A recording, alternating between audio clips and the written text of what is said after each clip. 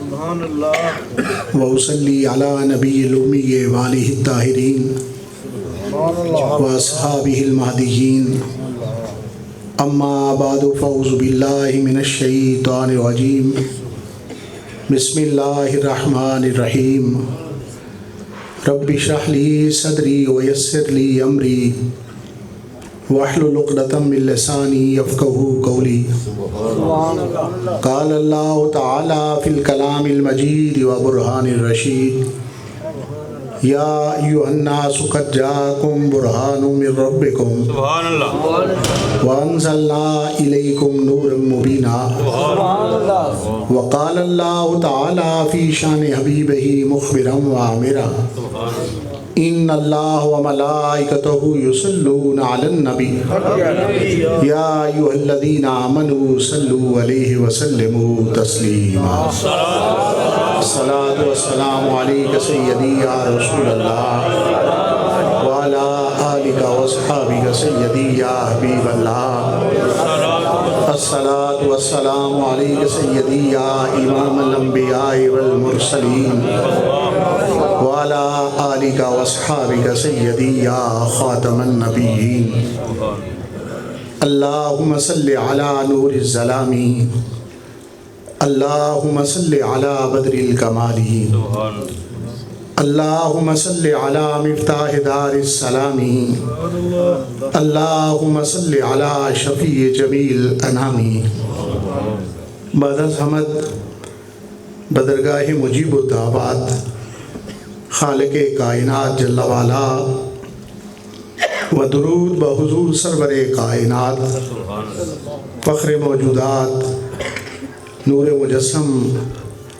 شفیع معظم رحمت دو عالم حضرت احمد مجتبیٰ جناب محمد مصطفیٰ علیہ تحیۃ و ثناء معزز سامعین حاضرین علماء کرام وارثان منبر و محراب اصحاب عقل و بینش اہل محبت و طریقت محبی فی اللہ ملک عبد القیوم جلالی صاحب صدر جماعت جلالیہ ضلع سیالکوٹ محبی فی اللہ قاری منیر احمد جلالی صاحب محبی فی اللہ قاری محمد عنایت اللہ جلالی صاحب اور دیگر سٹیج پر جلوہ گر قابل قدر شخصیات آج کی یہ بابرکت اور روح پرور تقریب سعید محبی فی اللہ رانا محمد یونس جلالی نے حصول برکت کے لیے مکان کی تعمیر کی تکمیل کے موقع پر آقا نامدار مدنی تاجدار شافع یوم النشور حضور پرنور سید عالم صلی اللہ علیہ وسلم کی محفل میلاد شریف جماعت جلالیہ ڈھلم بلنگن کے زیر انتظام سجائی ہے۔ اللہ رب العزت احباب کے انتظام و انصرام کو اپنی بارگاہ اقدس کے اندر قبول و منظور فرمائے اور میلاد النبی صلی اللہ علیہ وسلم کی محفل سجانے کے جملہ برکات و ثمرات سے حاضرین و منتظمین کو مالا مال فرمائے۔ قرآن مجید فرقان حمید کے اندر متعدد مقامات پر نبی پاک صاحب الاولاق صلی اللہ علیہ وسلم کا ذکر اقدس موجود ہے۔ کہیں آپ کے جمال کا تذکرہ، کہیں آپ کے کمال کا تذکرہ، کہیں آپ کے خصال کا تذکرہ۔ ان خوبصورت عنوانات میں سے یا ایھا الناس قد جاءکم برہان من ربکم، اے لوگو تاکید تمہارے پاس تمہارے رب کی طرف سے برہان آ گئی۔ کلام ربی کے اندر آقا کریم صلی اللہ علیہ وسلم کی آمد مسعود کا ذکر کرتے ہوئے آپ کی جلوہ گری کا بیان کرتے ہوئے، آپ کی تشریف آوری کا ذکر خیر کرتے ہوئے اللہ رب العزت نے آپ کا وصف شریف برہان ذکر فرمایا، اس لیے کہ حبر الامہ سید المفسرین امزادہ رسول جناب سیدنا عبداللہ بن عباس رضی اللہ تعالی عنہما تفسیر ابن عباس کے اندر ارشاد فرماتے ہیں کہ برہان سے مراد سرکار دو عالم صلی اللہ علیہ وسلم کی ذات گرامی ہے۔ جب آقا کریم صلی اللہ علیہ وسلم کا وصف شریف برہان ٹھہرا تو ہمیں جاننا چاہیے کہ برہان کون سی شے ہوتی ہے اور برہان کسے کہا جاتا ہے۔ اہل مناطقہ نے اس کے حوالہ سے بڑی تفصیل ذکر فرمائی۔ ایک برہان انی ہوتی ہے اور ایک برہان لمی ہوتی ہے۔ مناظرہ رشیدیہ کے اندر اس سے بھی زیادہ برہان کی اقسام کو ذکر فرمایا گیا۔ انتہائی اختصار کے ساتھ آپ کے اذہان تک نبی پاک صاحب الاولاق صلی اللہ علیہ وسلم کا وصف شریف سلیس انداز میں، آسان انداز میں پہنچاتے ہوئے صرف اتنی بات عرض کروں گا کہ اہل لغت کہتے ہیں الذی یبرہن بہ الشیء، جس کے علم سے کسی اور شے کا علم آ جائے اسے اس کی برہان کہتے ہیں۔ جس کی پہچان سے کسی اور کا عرفان نصیب ہو جائے اسے اس کی برہان کہتے ہیں۔ جس کی شناسائی کے سبب سے، جس کی آگاہی کے سبب سے کسی اور کی معرفت نصیب ہو جائے اسے اس کی برہان کہتے ہیں۔ مسجد شریف کے اندر نماز فجر کی ادائیگی فرمائی گئی۔ اس ارادے سے بیٹھ گیا کہ اشراق کی نماز کی ادائیگی کر کے جاؤں گا۔ قرآن مجید کی تلاوت شروع کر لی، کلمہ شریف کا ذکر کرنا شروع کر دیا، نبی پاک صاحب الاولاق صلی اللہ علیہ وسلم کی خدمت اقدس میں درود و سلام کا نذرانہ پیش کرنا شروع کر دیا۔ اتنے میں کوئی نوجوان قریب آیا، اسے کہا بھائی باہر جا کر دیکھو کیا مکمل روشنی ہو چکی ہے؟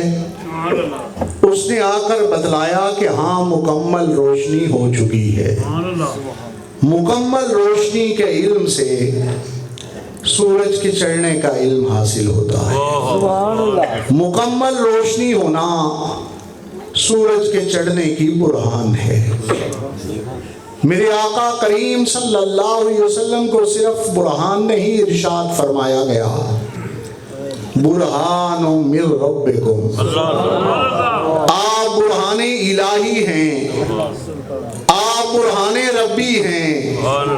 معلوم ہوا مصطفیٰ کریم صلی اللہ علیہ وسلم کی پہچان سے رب تعالیٰ کا عرفان حاصل ہوتا ہے۔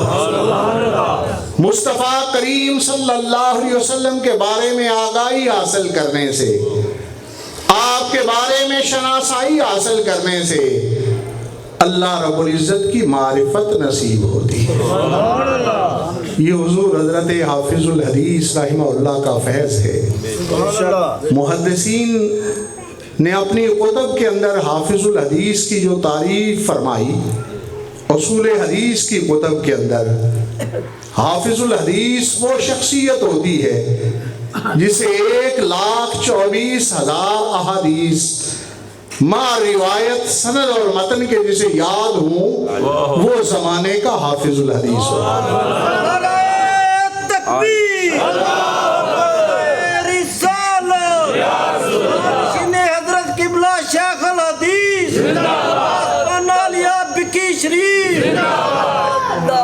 اور اس بر صغیر کی دھرتی پر ایک ہی ہستی مبارکہ ہے جنہیں علماء اور محدثین اور شیوخ الحدیث نے حافظ الحدیث قرار دیا۔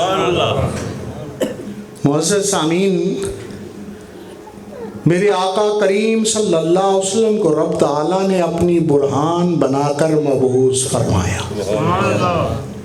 مزید آسان کرتا جاؤں، دلیل کو برہان کہتے ہیں، حجت کو برہان کہتے ہیں۔ اگر کسی عدالت کے اندر مقدمہ لے کے جائیں تو سب سے پہلے عدالت کے اندر کلیم رکھا جاتا ہے، سب سے پہلے دعویٰ پیش کیا جاتا ہے۔ شاید کوئی قانون کا طالب علم موجود ہو، کوئی وکیل صاحب تشریف فرما ہوں تو میری تائید کریں گے کہ پہلے دعویٰ پیش کیا جاتا ہے اور اس کے بعد اس پر آرگومنٹیشن ہوتی ہے، دلائل کو ذکر کیا جاتا ہے۔ برہان ربی کا یہ مفہوم اپنے اذہان کے اندر پختہ طریقے سے سجا لیں کہ لا الہ الا اللہ دعویٰ ہے، محمد رسول اللہ اس کی برہان۔ حاضرین، کیسے برہان ہیں؟ میرے آقا کریم صلی اللہ علیہ وسلم کا فرمان اقدس صحیح بخاری شریف کے اندر بھی موجود ہے اور صحیح مسلم شریف کے اندر بھی اسے ذکر فرمایا گیا۔ اپنے پیار کرنے والے کو تسلی عنایت فرماتے ہوئے، اپنے چاہنے والے کو تشفی عنایت فرماتے ہوئے، اپنے معزن، اپنے خادم جناب سیدنا بلال رضی اللہ عنہ کا مرتبہ زمانے کے سامنے عیاں فرماتے ہوئے، آپ کی رفتوں اور بلندیوں کا اظہار کرتے ہوئے امام الانبیاء صلی اللہ علیہ وسلم نے فرمایا سمیت دفن علیک بین یدی فی الجنہ، اے بلال، میں نے اپنے سامنے جنت کے اندر تیرے قدموں کی آواز کو سماعت فرمایا۔ سنا رب تعالیٰ کی برہان ہونا کتنا بڑا مقام ہے۔ آج سے کئی سو سال پہلے سیدنا بلال رضی اللہ عنہ کا جنتی ہونا بھی بیان فرما دیا، جنت کے اندر پہلے داخلے کا ذکر بھی ارشاد فرما دیا، اور مدینہ منورہ میں تشریف فرما ہو کر جنت کے اندر سیدنا بلال رضی اللہ عنہ کے قدموں کی آواز کو بھی سماعت فرما لیا۔ اسی لیے تو بریلی کے امام نے ارشاد فرمایا دور و نزدیک سے سننے والے وہ کان، دور و نزدیک سے سننے والے وہ کان، کان لالے کرامت پہ لاکھوں سلام۔ حاضرین، انسان انسانوں کا کلام تو سنتے ہی ہیں، حیوانوں کی بولیوں کو بھی سماعت کرتے ہیں، مگر زمانے بھر کے اندر کوئی ایسا ہے تو سامنے لاؤ۔ بکری کو ذبح کر دیا گیا ہو، ذبح کرنے کے بعد اس کی الگ الگ بوٹیاں بنا دی گئی ہوں، اس کی ران کو کوئلے پر رکھا جائے، بھنا جائے، جب وہ سجی کی کیفیت اختیار کر لے وہ کلام کرے اور اسے کوئی سماعت فرمائے۔ سنیے، صحیح مسلم شریف کے اندر حدیث مبارکہ ہے، اور اپنے ایمان کو تازگی بخشیے۔ یہود قبائل نے نبی پاک صاحب الاولاق صلی اللہ علیہ وسلم کی دعوت پکائی۔ جب میرے آقا کریم صلی اللہ علیہ وسلم جلوہ افروز ہوئے تو آپ کی خدمت اقدس میں کھانا پیش کیا گیا۔ صحابہ اکرام رضوان اللہ اجمعین منتظر ہیں کہ کب آقا کریم صلی اللہ علیہ وسلم کھانے کا آغاز فرماتے ہیں، کب کھانے کی ابتدا فرماتے ہیں۔ حالانکہ آپ کی عادت مبارکہ تو یہ ہے کہ آپ کبھی بھی کھانے کو انتظار نہیں کرواتے۔ امام الانبیاء صلی اللہ علیہ وسلم نے صحابہ اکرام رضوان اللہ اجمعین کی سوالیہ نگاہوں کو دیکھتے ہوئے ارشاد فرمایا ان ھذا الذراع یخبرنی انہو مسموم، بے شک یہ بکری کی ران مجھے خبر دے رہی ہے کہ بے شک وہ زہر آلود ہے۔ دور و نزدیک سے سننے والے وہ کان، دور و نزدیک سے سننے والے وہ کان، کان لالے کرامت پہ لاکھوں سلام۔ نعرہ تکبیر، نعرہ رسالت، عظمت و شان مصطفیٰ، آستانہ علیہ بکی شریف۔ سامعین، تقریر کرنا مقصود نہیں، نبی پاک صاحب لولاک صلی اللہ علیہ وسلم کی شان و رفعت کا اظہار مقصود ہے۔ آپ کو ساتھ لے کے چلنا چاہوں گا۔ العیاذ باللہ یہودیوں نے ناپاک جسارت کی تھی، ناپاک ارادوں کی تکمیل کے لیے سرکار دو عالم صلی اللہ علیہ وسلم کو گھر بلایا گیا اور زہر ملا کھانا آپ کی خدمت اقدس میں پیش کیا گیا۔ اللہ رب العزت کو کچھ اور منظور تھا۔ وہ بکری کی ران جو سجی کی کیفیت اختیار کر چکی تھی، مصطفیٰ کریم صلی اللہ علیہ وسلم کی بارگاہ اقدس میں حقیقت حال کو بیان کرنے لگی، اور اللہ کے حبیب جناب مصطفیٰ کریم صلی اللہ علیہ وسلم نے اس ران کے کلام کو سن کے ارشاد فرمایا، ان ھذا الذراع یخبرنی انہ مسموم، بے شک یہ بکری کی ران مجھے خبر دے رہی ہے کہ وہ زہر آلود ہے۔ شاید اسی حدیث مبارکہ کا درس دیتے ہوئے جامعہ منظر اسلام بریلی شریف کے دارالحدیث میں بریلی کے امام نے ارشاد فرمایا، دور و نزدیک سے سننے والے وہ کان، دور و نزدیک سے سننے والے وہ کان، کان لالے کرامت پہ لاکھوں سلام۔ حاضرین، میرے آقا کریم صلی اللہ علیہ وسلم کا سراپا اقدس رب تعالیٰ کی برہان ہے۔ آپ کا ہر عضو مبارک معجزہ ہے، آپ کا ہر جزو مبارک معجزہ ہے۔ صرف سننے کی شان کا یہ معاملہ نہیں، صرف قوت سماعت کی یہ بات نہیں، جس استعداد پر نگاہ ڈالی جائے، جس صلاحیت پر غور کیا جائے، انسانی عقل عاجز آ جاتا ہے اور عجز کی بنیاد پر رب تعالیٰ کی ربوبیت کا اقرار کر لیتا ہے۔ صحیح مسلم شریف کے اندر حدیث مبارکہ ذکر فرمائی گئی، نبی پاک صاحب لولاک صلی اللہ علیہ وسلم صحابہ اکرام رضوان اللہ اجمعین کے جھرمٹ کے اندر تشریف فرما تھے۔ چاہنے والے اور پیار کرنے والے اپنی نگاہوں کی پیاس کو بجھا رہے تھے، صحبت رسول صلی اللہ علیہ وسلم سے فیض یاب ہو رہے تھے۔ اتنے میں سید الملائکہ جناب جبریل امین نے آسمانوں سے زمین کی طرف وحی شریف لانے کے لیے سفر کا آغاز فرمایا، اور مدینے کے تاجدار صلی اللہ علیہ وسلم نے ارشاد فرمایا، انی لاجد ریح جبریل، بے شک میں جبریل امین کی خوشبو پا رہا۔ سامعین، سونگنے کی قوت کے اندر یقیناً فرق ہو سکتا ہے۔ کوئی دور سے خوشبو محسوس کر لیتا ہے اور کوئی نزدیک سے خوشبو کا احساس رکھتا ہے، کوئی دور سے بدبو پا لیتا ہے اور کوئی نزدیک سے بدبو کا احساس رکھتا ہے، مگر زمانے بھر کے اندر میرے مصطفیٰ کریم صلی اللہ علیہ وسلم کے علاوہ کوئی بھی ایسا نہیں جو زمین پر بیٹھ کر آسمانوں سے جبریل امین کی خوشبو کو محسوس کرے۔ اللہ کی سرتاب قدم شان ہے یہ، اللہ کی سرتاب قدم شان ہے یہ، انسان نہیں کوئی انسان، وہ انسان ہے۔ صحیح مسلم شریف کے اندر حدیث مبارکہ بیان فرمائی گئی ہے۔ امام مسلم رحمہ اللہ کی شرائط پر یہ حدیث مبارکہ پوری اتری۔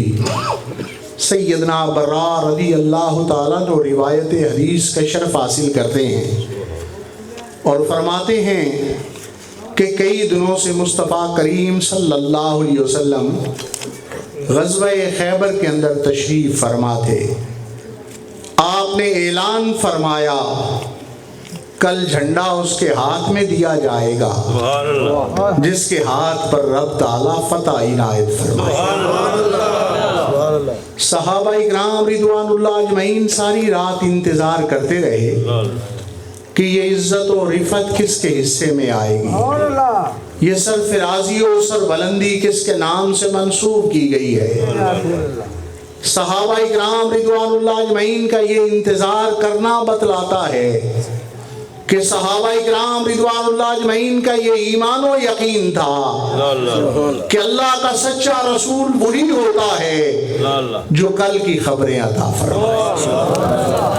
جب صبح کا سورج طلوع ہوا تو امام الانبیاء صلی اللہ علیہ وسلم نے ارشاد فرمایا این علی، کہاں ہے تاجدار اللہ شیر خدا سیدنا علی المرتضی رضی اللہ تعالیٰ عنہ۔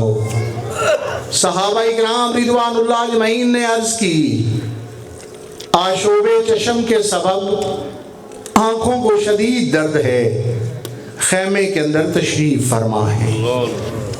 امام الانبیاء صلی اللہ علیہ وسلم نے فرمایا انہیں بلوایا جائے۔ سیدنا علی المرتضی رضی اللہ تعالیٰ عنہ حکم رسالت مآب صلی اللہ علیہ وسلم پا کر اپنے لیے عزت و افتخار سمجھتے ہوئے فوراً بارگاہ نبوی کے اندر حاضر ہو گئے۔ امام الانبیاء صلی اللہ علیہ وسلم نے کیفیت پوچھی تو عرض کیا حضور آشوب چشم کے سبب آنکھوں کو شدید درد ہے۔ میرے آقا کریم صلی اللہ علیہ وسلم نے یہ کیفیت سن کر یہ ارشاد نہیں فرمایا کہ فلاں بڑا اچھا اسپیشلسٹ ہے، آنکھوں کا معالج ہے، اس کے پاس جلدی لے کر جاؤ، فلاں ڈاکٹر کو ایمرجنسی کے اندر بلواؤ، فلاں حکیم کے پاس لے کے جاؤ۔ نہیں، سیدنا برا رضی اللہ تعالیٰ نے ارشاد فرماتے ہیں فباسا کافی اے نئے۔ امام الانبیاء صلی اللہ علیہ وسلم نے اپنا لعاب دہن شریف، اپنا لعاب مبارک سیدنا علی المرتضی رضی اللہ عنہ کی آنکھوں مبارکہ کے اندر ڈالا۔ جب لعاب رسول صلی اللہ علیہ وسلم کی برکتیں سیدنا علی المرتضی رضی اللہ عنہ کی آنکھوں مبارکہ کو حاصل ہوئیں فبارا رب تعالیٰ نے تکلیف کو دور فرما دیا، رب تعالیٰ نے درد کو رفع فرما دیا، سیدنا علی المرتضی رضی اللہ تعالیٰ عنہ کو شفا یاب فرما دیا۔ جس کے پانی سے شاداب جانے جنا، جس کے پانی سے شاداب جانے جنا، اس دہن کی تراوت پہ لاکھوں سلام۔ نعرہ تکبیر، نعرہ رسالت، نعرہ تحقیق، نعرہ حیدری، آستانہ علیہ بکی شریف، فیض رضا، فیض رضا، تاجدار ختم نبوت، تاجدار ختم نبوت۔ معزز سامعین، مسلم شریف کی شروع کے اندر ذکر فرمایا گیا تاجدار اللہ شیر خدا سیدنا علی المرتضی رضی اللہ تعالیٰ عنہ فرمایا کرتے تھے صرف خیبر کے دن میری آنکھوں کا درد دور نہیں ہوا، کئی سال گزر گئے ہیں غزوہ خیبر کو، اس کے بعد کبھی میری آنکھوں کو آشوب چشم کا مرض لاحق نہیں۔ جس کے پانی سے شاداب جانے جنا، جس کے پانی سے شاداب جانے جنا، اس دہن کی تراوت پہ لاکھوں سلام۔ حاضرین، سفر ہجرت انتہائی مشکلات بھرا سفر تھا، مصائب و آلام کا سامنا تھا، اور اس سفر مبارک میں نبی پاک صلی اللہ علیہ وسلم کی معیت و سنگت کو اختیار کرنا جان کو ہتھیلی پر رکھنے کے مترادف تھا، اس لیے کہ عربوں نے اعلان کر رکھا تھا کہ جو آدمی کسی کیفیت کے اندر بھی نبی پاک صاحب الاولاق صلی اللہ علیہ وسلم کے حوالہ سے خبر دے، اسے 100 سرخ اونٹ بطور انعام دیا جائے گا۔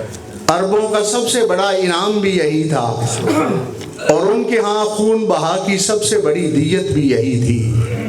تو عرب کے نوجوان اپنے گھوڑوں کو لیے ہوئے، اپنے اونٹوں کو لیے ہوئے وہ میدانوں کو چھان رہے تھے اور تلاش کر رہے تھے، اور انعام کے حصول کے لیے کوشش کر رہے تھے۔ اس سفر مبارک کے اندر اللہ رب العزت کے حکم مبارک کے مطابق نبی پاک صاحب الاولاق صلی اللہ علیہ وسلم نے جس ہستی کو اپنی معیت کا شرف بخشا، وہ جانشین رسول، خلیفہ بلا فصل، افضل البشر بعد الانبیاء، جناب سیدنا صدیق اکبر رضی اللہ عنہ کی ذات گرامی۔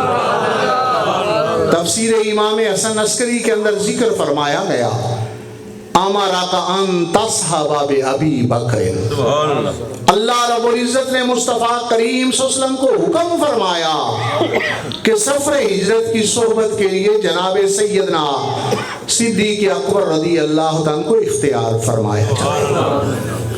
حضرت سیدنا صدیق اکبر رضی اللہ عنہ کے کئی اوصاف اور کئی خصوصیات ہیں اور کئی کمالات ہیں۔ میرے حضور امام ربانی قیوم زمانی، حضور مجدد الفسانی شیخ احمد سرندی فاروقی رحمہ اللہ مکتوبات شریف کے اندر نص فرماتے ہوئے افضلیت سیدنا صدیق اکبر رضی اللہ تعالیٰ عنہ پر آپ نے بہت سارے اوصاف کا ذکر کیا کہ آپ اسبق فی الاسلام ہیں، آپ اسبق فی انفاق فی سبیل اللہ ہیں، آپ اسبق فی خدمت رسول ہیں۔ آپ کے بہت سارے اوصاف کا ذکر کرنے کے بعد فرماتے ہیں اگرچہ یہ سارے اوصاف ہیں مگر میری نظر کے اندر جو افضلیت کا سبب بنا وہ ایثار سیدنا صدیق اکبر رضی اللہ اور سفر ہجرت کے اندر لمحہ بلمحہ ایثار صدیقی نظر آتا ہے۔ سفر کے ہر لمحے کے اندر سیدنا صدیق اکبر رضی اللہ عنہ کا یہ عزم نظر آتا ہے کہ میں نے اپنی جان اپنے محبوب کریم پر وار دے دی۔ سفر کا آغاز ہو یا انتہا ہو یا درمیانی مرحلے ہوں، جہاں بھی دیکھا جائے سیدنا صدیق اکبر رضی اللہ تعالیٰ عنہ اپنے اس عزم و ارادے کا اظہار کرتے ہوئے نظر آتے ہیں۔ ابھی غار ثور کی طرف سفر کیا جا رہا ہے۔ سیدنا صدیق اکبر رضی اللہ تعالیٰ عنہ کبھی دائیں چلنا شروع کر دیتے ہیں، کبھی بائیں چلنا شروع کر دیتے ہیں، کبھی آگے چلنا شروع کر دیتے ہیں اور کبھی پیچھے چلنا شروع کر دیتے ہیں۔ میرے آقا کریم صلی اللہ علیہ وسلم نے سبب پوچھ لیا کہ ابو بکر کیا وجہ ہے؟ عرض کرنے لگے حضور پیچھے چلتا ہوں تو دل میں یہ خیال آتا ہے کہیں دشمن مصطفیٰ کریم صلی اللہ علیہ وسلم پر آگے سے حملہ نہ کر دے تو اپنے جسم کو بطور ڈھال آگے پیش کر دیتا ہوں۔ جب آگے چلتا ہوں تو یہ احساس ابھرتا ہے کہیں دشمن دائیں طرف سے حملہ نہ کر دے تو اپنے آپ کو دائیں طرف پہلے شہادت کے حصول کے لیے پیش کر دیتا ہوں، اور ابھرتا ہے کہ کہیں دشمن بائیں طرف سے حملہ نہ کر دے تو میں اپنے آپ کو بائیں طرف پیش کر دیتا ہوں۔ یہ حضرت سیدنا صدیق اکبر رضی اللہ عنہ کا عزم مبارک یہاں تک دیکھیں کہ جب غار ثور کے دہانے پر پہنچتے ہیں تو امام الانبیاء صلی اللہ علیہ وسلم کی خدمت اقدس میں واضح اپنے جذبات کو پیش کر دیتے ہیں۔ عرض کرتے ہیں لا تدخل حتی ادخلا، آقا کریم صلی اللہ علیہ وسلم آپ غار میں نہ داخل ہوں یہاں تک کہ میں پہلے غار میں داخل ہوں۔ بھئی آپ کیوں پہلے داخل ہوں؟ سیدنا صدیق اکبر رضی اللہ عنہ فرماتے ہیں اس لیے کہ ان کان مما فیہ شیء نصابنی، اگر اس میں کوئی اذیت دینے والی چیز ہے تو وہ ابو بکر کو تکلیف دے رہے اور ابو بکر کے آقا اس تکلیف سے محفوظ۔ یہ سیدنا صدیق اکبر رضی اللہ عنہ کا جذبہ ایثار ہے، اپنی جان وارنے کا عزم ہے۔ بلکہ میں تو کہوں گا کہ غار ثور کے ان لمحوں میں جناب سیدنا صدیق اکبر رضی اللہ عنہ نے اپنی جان آقا کریم صلی اللہ علیہ وسلم کی خدمت اقدس میں وار دی، اس لیے کہ جب غار ثور کے اندر داخل ہوئے کئی سوراخ تھے، چادر مبارک کو پھاڑا اور ان سوراخوں کو بند فرمایا، ایک سوراخ باقی رہ گیا، اس پر قدم مبارک رکھا اور امام الانبیاء صلی اللہ علیہ وسلم کی خدمت اقدس میں عرض کیا تشریف لے آئیں۔ جب میرے آقا کریم صلی اللہ علیہ وسلم جلوہ فرما ہوئے تو آغوش صدیقی ہے اور سر نبوت ہے۔ کس قدر یہ اعزاز جناب سیدنا صدیق اکبر رضی اللہ عنہ حاصل کر رہے ہیں کہ نگاہ سیدنا صدیق اکبر رضی اللہ تعالیٰ عنہ ہے اور چہرہ والضحیٰ پر مرتکز ہے۔ مورخین نے کمال کر دیا کہ ان لمحوں کے اندر چہرہ والضحیٰ کی زیارت کا اعزاز اور اس عبادت کا شرف زمانے میں صرف سیدنا صدیق اکبر رضی اللہ تعالیٰ سے۔ چہرہ والضحیٰ پر اس قدر نگاہ مرتکز ہے کہ عشق حسن کے جلووں کو دیکھ رہا ہے اور محویت تمام موجود ہے، اس لیے کہ سانپ اگر خواب میں بھی بہادر سے بہادر انسان کو نظر آ جائے تو اس پر کب کبھی طاری ہو جاتی ہے، لرزہ طاری ہو جاتا ہے۔ وہ سانپ سیدنا صدیق اکبر رضی اللہ عنہ کو ڈس رہا ہے اور آپ کی نگاہ مبارک چہرہ والضحیٰ پر مرتکز ہے، ایڑی مبارک کو جنبش نہیں دے رہے کہ کہیں نبوت کے آرام میں فرق نہ آ جائے۔ کس قدر آرام مصطفیٰ کا خیال ہے اور کس قدر ایثار سیدنا صدیق اکبر ہے کہ آپ اپنی جان کو آقا کریم صلی اللہ علیہ وسلم کی ذات اقدس پر وارنا چاہتے ہیں۔